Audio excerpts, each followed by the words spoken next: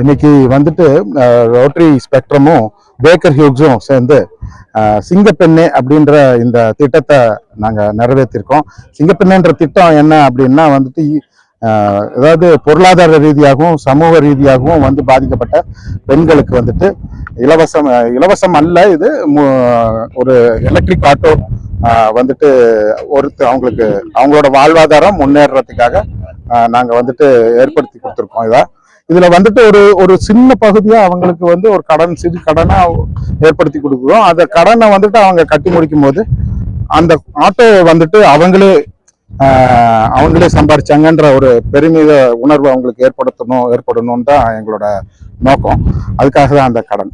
இது எந்த அடிப்படையில நீங்க 25 பேர் இது வந்துட்டு இதுல வந்து எப்படி நம்ம பண்றோம் அப்படின்னா, அதாவது இந்த பெண்கள் பொருளாதார ரீதியா பின்தங்கி இருக்கக்கூடிய பெண்கள் மாத்திரமல்ல, அவங்க லைக் ஒரு சிங்கிள் பேரண்ட்னு சொல்லுவாங்க, அந்த மாதிரியான பெண்கள் அவங்க வந்துட்டு அந்த குடும்பத்தினுடைய பிரெட் வின்னர் இருக்கக்கூடியவங்க. அவங்களதான் நாங்க முதன்மைப்படுத்தி நாங்க இந்த தேர்வுகளை பண்றோம். நிறைய வருது, அப்ளிகேஷன்ஸ் வந்தாலும் நாங்க இந்த மாதிரியான சில கிரைட்டீரியாவை வச்சு அவங்கள முதன்மைப்படுத்தி நாங்க வந்துட்டு தேர்வு பண்றோம். ஆமா, இந்த திட்டத்தை வந்துட்டு நாங்க தொடர்ந்து வருஷம் பண்ணணும்ன்றது தான் எங்களோட நோக்கம்.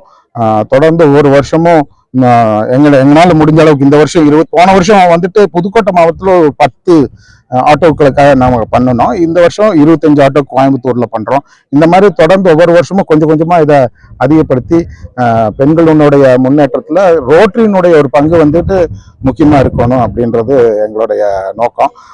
இது வந்துட்டு பாத்தீங்கன்னா ரோட்டரிக்கு வந்துட்டு 7 ஏரியாஸ் ஆஃப் ஃபோக்கஸ்ன்னுவாங்க.